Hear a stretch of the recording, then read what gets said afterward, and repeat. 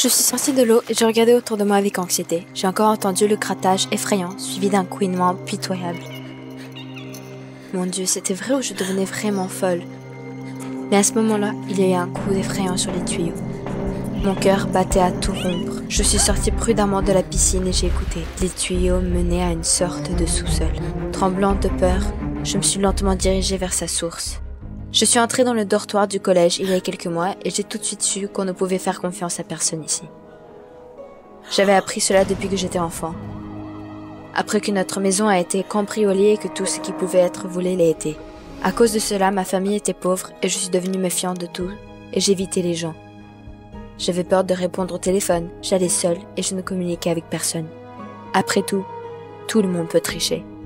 Alors à l'internat, j'ai gardé mes oreilles ouvertes et j'avais peur de tout. Une fois, j'étais sûre que mes vêtements avaient été volés. Alors j'ai appelé la sécurité, mais il s'est avéré que j'avais juste mélangé la machine à laver. Mais la fois suivante, en rentrant chez moi le soir, j'ai vraiment entendu un bruissement dans les buissons. C'était bien des voleurs. Mais quand l'agent de sécurité endormi est allé vérifier, il n'y avait qu'un tas de chats. Les criminels se sont enfuis. Le garde a dispersé les chats et n'a cessé de me dire que je devais moins m'inquiéter. Pour rien. Oui, c'est ça. Elle ressemblait exactement à ma colocataire Emma. Elle était toujours en train de me donner des conseils, de me parler, me demandant de traîner au club. La nuit, quand tous les voleurs n'attendent que de voler quelque chose. Je ne dépensais pas ma bourse. J'économisais pour les mauvais jours. Mais Emma n'a pas compris ça. Je la supportais et je refusais à chaque fois, mais il y avait un autre problème. À l'université, un gars, Chuck, a soudainement commencé à me draguer tout le temps. Il m'a invité à sortir, m'a demandé des nouvelles de tout. Il m'a même offert des cadeaux. Je les ai jetés tout de suite. Ici, il y avait un dispositif de réparage. Je ne vais pas laisser Chuck me voler mes économies. Et puis Chuck m'a presque tuée en me donnant des marguerites. Je suis allergique à eux.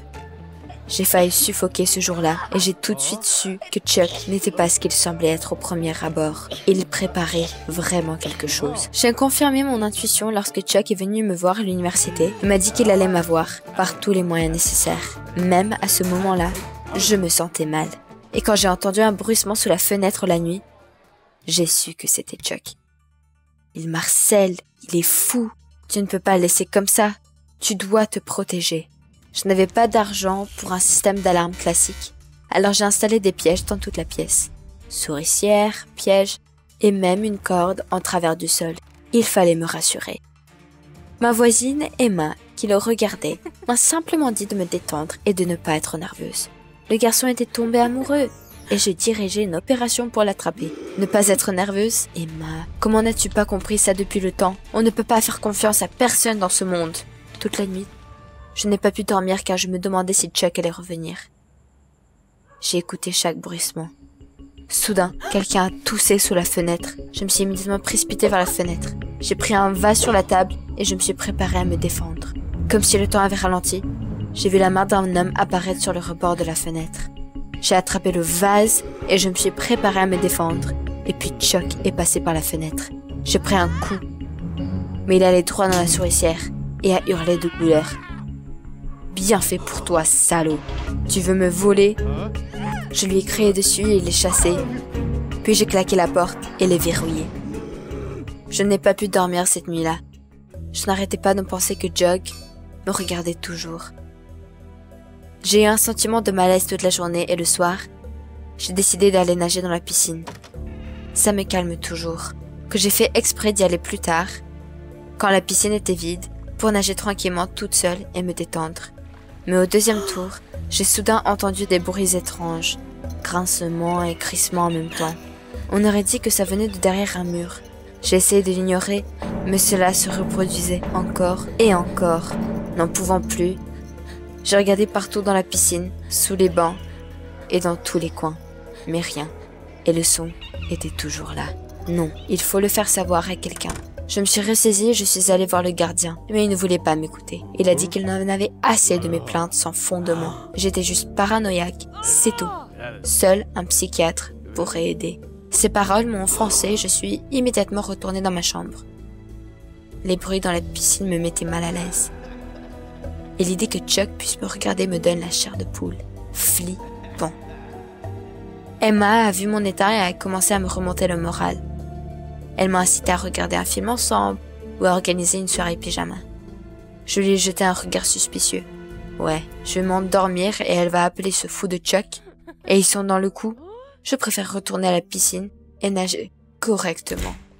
Peut-être que le garde avait raison et que j'imaginais vraiment des choses.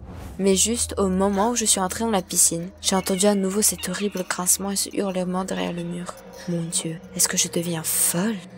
Mais à ce moment-là, il y a eu un bruit sourd dans les tuyaux. Je suis sortie prudemment de la piscine et j'ai écouté. Il y avait un bruit de grincement provenant des tuyaux. Ma première pensée était de retourner voir le garde, mais il me prenait déjà pour une folle. Et s'il avait appelé l'asile de fous? Je devrais le découvrir par moi-même. J'ai marché lentement le long des tuyaux et j'ai découvert qu'il menait à une sorte de sous-sol. Le bruit de grincement venait de là. Tremblante de peur, je me suis dirigée vers la source du son. La porte de la cave était fermée. J'ai attrapé la poignée et ouvert lentement la porte.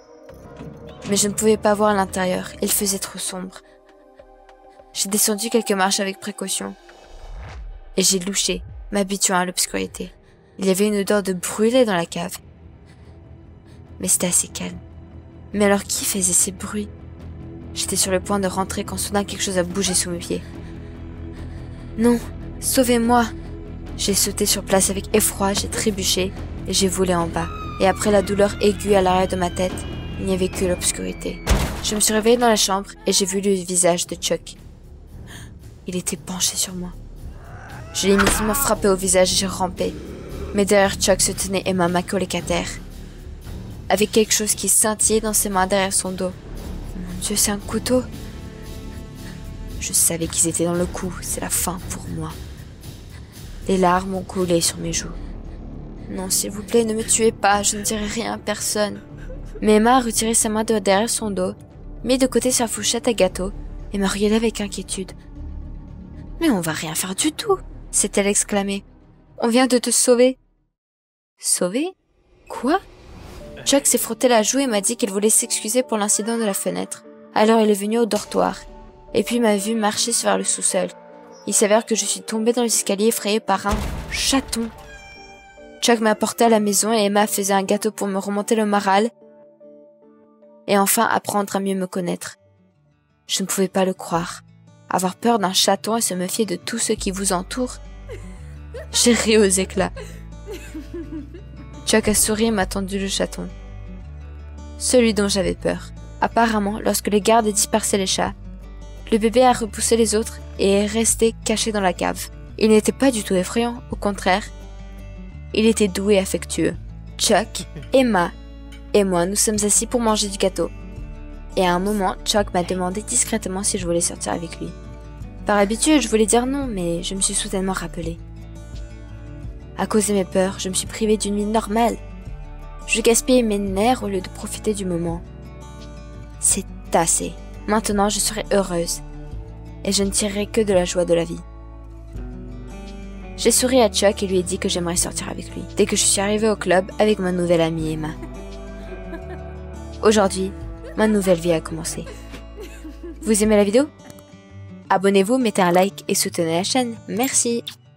J'étais allongée sur le canapé et le médecin guidait la sonde à ultrasons sur mon abdomen. Je voulais juste que tout aille bien. Mais soudain, le médecin s'est figé et m'a regardé avec horreur.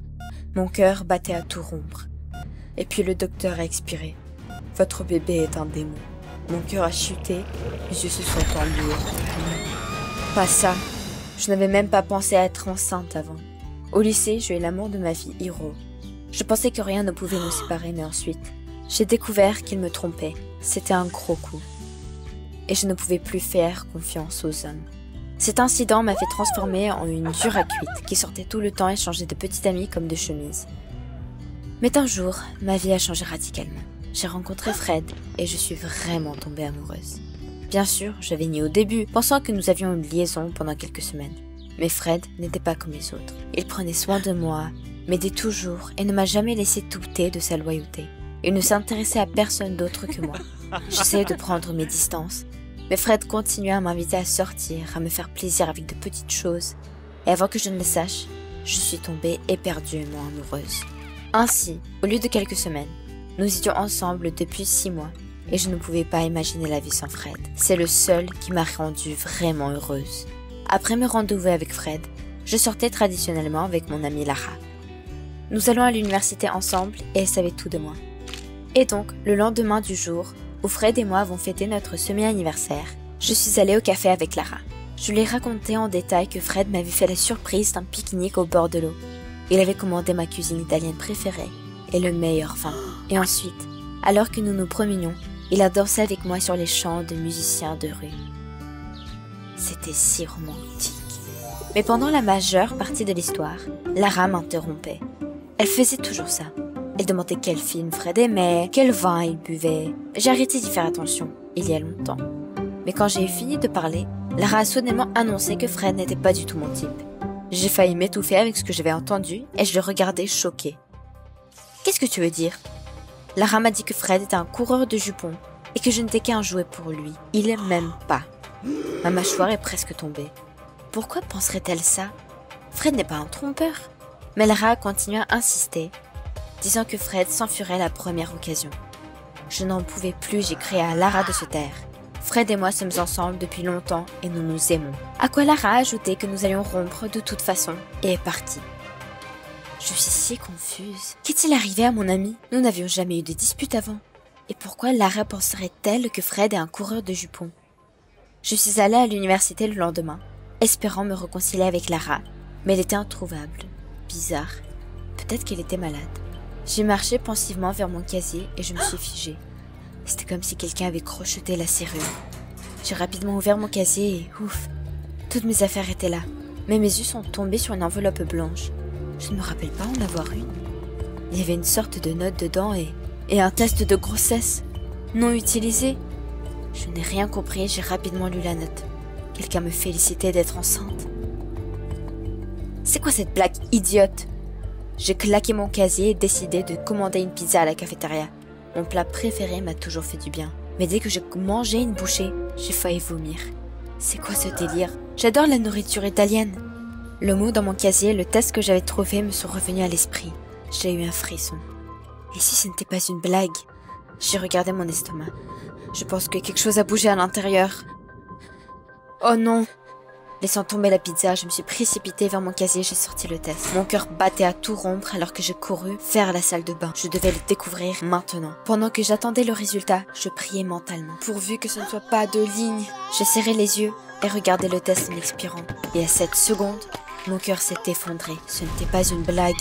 J'étais enceinte. Que faire maintenant? Comment Fred va-t-il réagir? La même pensée horrifiante a traversé mon esprit. Et si Lara avait raison? Et qu'il me quitterait sur le champ? Je suis sortie de la salle de bain avec le test dans mes mains.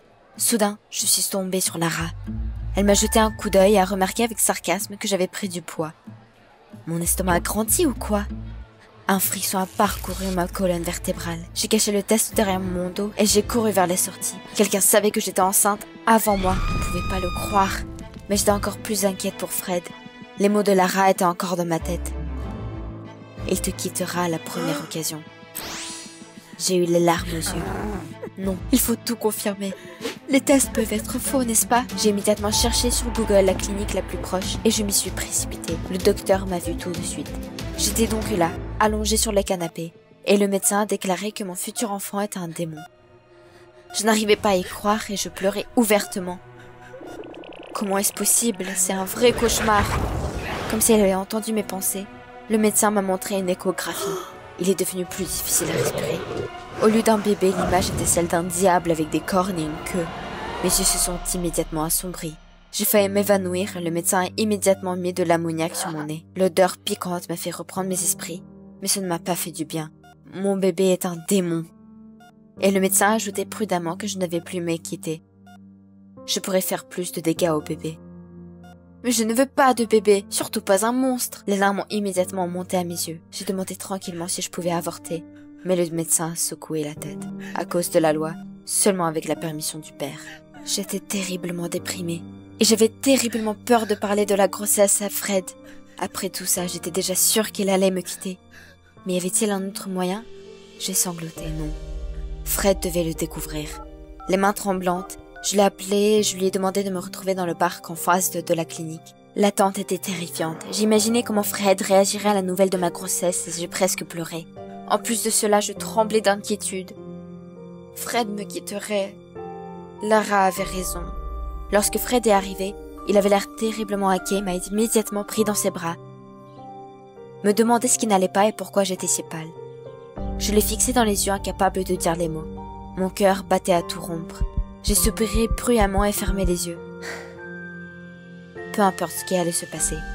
Quand j'ai rassemblé mes pensées, j'ai lâché. Je suis enceinte. Et puis, j'ai baissé les yeux. J'avais l'impression que le silence avait duré une éternité. Mais Fred a soudainement soulevé mon visage par le menton et a dit doucement que c'était une merveilleuse nouvelle. Il souriait. Oh Fred, il y a plus. Notre bébé est un monstre. Fred s'est immédiatement figé et a demandé à nouveau. C'est une blague? Non Fred, ce n'est pas une blague. Le docteur m'a montré le scan. Notre bébé est un vrai démon. Je n'ai pas réalisé que je pleurais. Mais Fred a soudainement pris ma main fermement et m'a coupé la parole. Retournons à l'hôpital. J'ai demandé pourquoi, mais c'était comme si Fred ne me voyait pas. Il veut toujours avorter? J'ai encore sangloté. Fred a demandé pour une raison quelconque de nous emmener chez un autre médecin. Mais la réceptionniste m'a dit que ce n'était pas la façon dont il faut faire les choses. Mais Fred était persistant. Apparemment, il ne voulait pas ce bébé au point d'exiger le directeur de la clinique. Et j'étais là, allongée sur le canapé, avec le médecin qui guidait à nouveau la sonde à ultrasons sur mon ventre sans dire un mot. Fred a fixé le moniteur de manière tendue. Et puis le docteur a dit qu'aucun monstre ne naîtrait. J'ai sursauté. Mon bébé est-il normal? Mais le docteur a juste secoué la tête. Il n'y a pas de bébé du tout. Je ne suis pas enceinte. J'ai écarquillé les yeux en signe de choc. Mais l'autre médecin avait confirmé ma grossesse il y a une demi-heure. Fred s'est soudainement affaissé. Il était évident qu'il était contrarié. Tu veux dire qu'il voulait que je sois enceinte? J'ai dégluti. Fred, alors tu ne voulais pas avorter? Fred m'a regardé avec horreur. Bien sûr que non. Je voulais juste m'en assurer. Je voulais voir notre bébé. Mais il n'y avait pas de bébé. Qu'est-ce qui se passe ici de toute façon? J'ai eu des vertiges. Ok, ça suffit. On a besoin de prendre l'air. Je me suis levée d'un bond et je suis sortie dans le couloir, mais je me suis figée au coin de la rue. Il y avait Lara au coin de la rue. J'ai immédiatement sursauté en regardant attentivement autour de moi. Que faisait-elle ici? Et soudain, Lara s'est retournée. À la dernière seconde, je me suis appuyée contre le mur. Je ne voulais pas qu'elle le remarque. Je suis restée là un moment sans respirer. Finalement, j'ai entendu la voix calme de Lara. C'est ça. Mais à qui parlait-elle? J'ai regardé dans le coin et j'ai vu Lara qui tendait quelque chose à un docteur. J'ai regardé de plus près. Mon Dieu, c'était le docteur qui m'avait parlé du bébé monstre. Lara a tendu l'enveloppe au médecin, le remerciant pour son aide. Elle ne mérite pas un gars comme Fred. J'étais choquée. Comment Lara a pu me faire ça? Elle m'a fait vivre un cauchemar. J'ai cru que j'allais tout perdre. Et c'était parce qu'elle était jalouse. J'étais vraiment en train d'exploser à l'intérieur et je ne pouvais plus le supporter. Je suis arrivée au coin de la rue et j'ai crié à Lara que j'avais tout entendu. Je m'attendais à des remords, mais Lara a fait un sourire malicieux et a dit que Fred était à elle maintenant de toute façon. Il m'avait larguée après la nouvelle du bébé monstre. J'ai voulu lui répondre, mais Fred est arrivé derrière moi et m'a serré doucement autour de la taille. Il n'a même pas regardé Lara, il a juste dit « Je ne te quitterai jamais, jamais. Tu es ma famille. » Il n'a pas été effrayé par ma grossesse, au contraire. Fred m'a suggéré de penser à avoir un bébé aussi beau que moi. Ces mots m'ont fait chaud au cœur. On s'est souri et on regardait Lara rouge de colère. Fred s'est penché et m'a embrassée. Et à ce moment-là, tout ce qui était mauvais semblait disparaître.